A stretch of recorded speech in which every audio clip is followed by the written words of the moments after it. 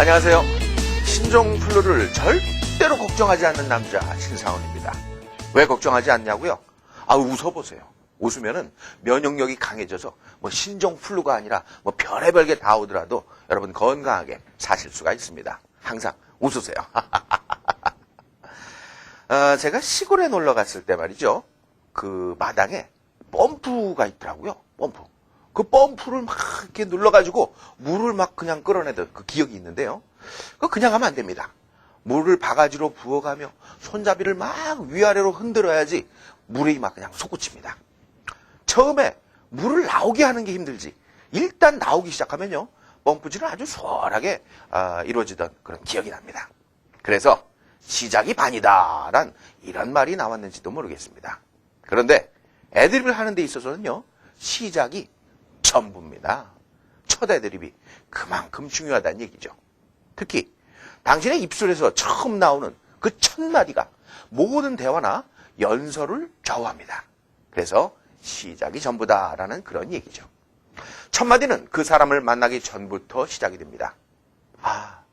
난 오늘 그 사람을 어디서 만날까? 언제 만나지? 그 사람 만날 필요 있을까? 가만히 있어봐. 내가 이 연설을 해야 되나? 말아야 되나? 난 그 자리에 갈 필요가 있을까? 없을까? 이때부터 말이 시작되는 거죠. 강연을 예로 들어볼까요? 저는요, 강연 요청을 대부분 전화로 받습니다. 전화로 받자마자, 네, 이런 사람들 있죠. 무례한 거예요. 그래서 저는 대부분 전화를 받을 때, 안녕하세요, 신상훈입니다. 가급적 이렇게 얘기하죠. 근데 갑자기 제가 네 그럴 때도 있었다고요? 그거는 전화를 받기 좀 힘든 상황. 그때는, 네, 다음에 전화 드릴게요. 저 이런다고요. 한번 전화해보세요. 제 전화번호요. 공개할 수는 없고. 어쨌든, 강의를 하는 사람에게 전화가 오면은 저는 아주 기분 좋게 그렇게 받습니다. 혹시 기분 나쁘다 그러면 상대방이요. 강연 요청 안 하거든요.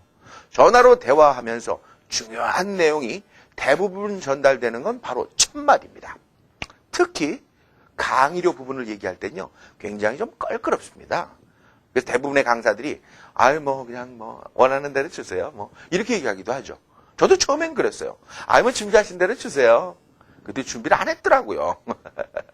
근데 저는요. 오히려 이제 강의료 부분을 얘기할 때 아주 신이 납니다. 돈을 주겠다는데 왜 신이 안 나겠어요? 알아서 주세요. 절대 이렇게 얘기 안 합니다. 그래서 저는요. 보통 이런 방법을 쓰죠. 액수를 정확히 얘기하냐고요? 그것도 딱히 좋아 보이지는 않습니다.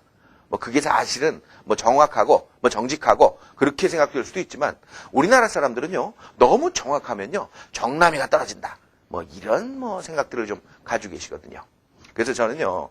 다른 회사나 학교에서 받았던 액수를 정확하게 얘기해 줍니다.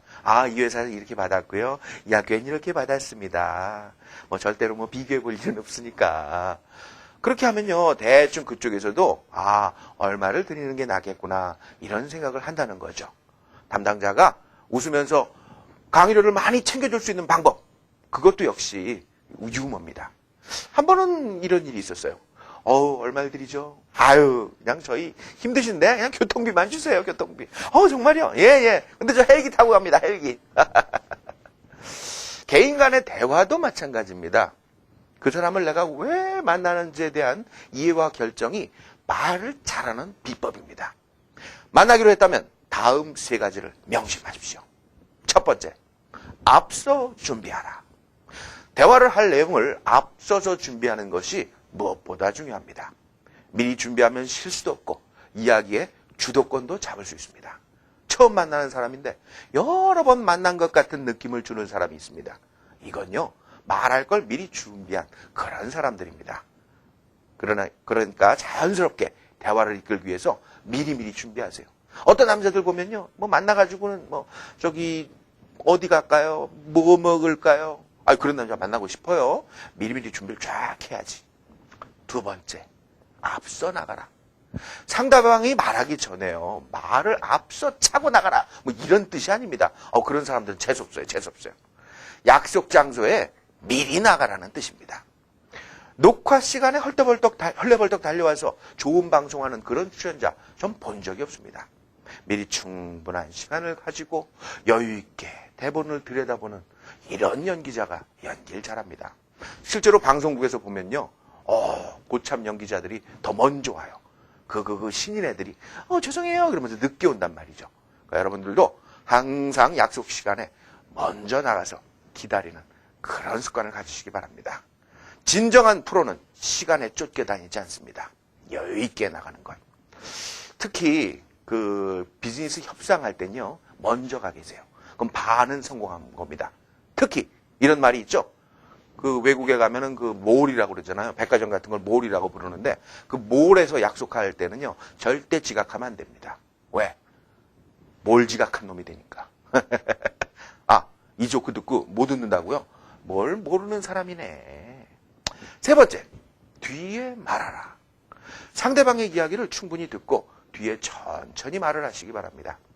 남의 말을 들어주는 사람이 진정 머리가 꽉 찬 사람입니다. 오히려 머리가 빈 사람들이요. 빨리 얘기하려고 그래요. 그게. 왜냐하면 뭐 머리에 들어찬 게 없는데 갑자기 뭐가 하나 생겼기 때문에 그걸 얘기하고 싶어 그냥 미치는 거거든요. 머리가 꽉 찬 사람은 절대 먼저 말하는 법이 없습니다. 천천히 뒤에 말합니다. 그러면서 꼭 이런 소리를 내더군요. 그렇군요. 그래요? 전 몰랐는데. 그거 참 재밌어요. 어이구, 저런. 야, 참 대단하네. 자, 여러분도 한번 따라해보세요. 자, 한번 따라해보세요. 그렇군요. 몰랐어요. 어이구, 저분은 따라하시네. 슬슬 저한테 중독되기 시작했어. 감사합니다.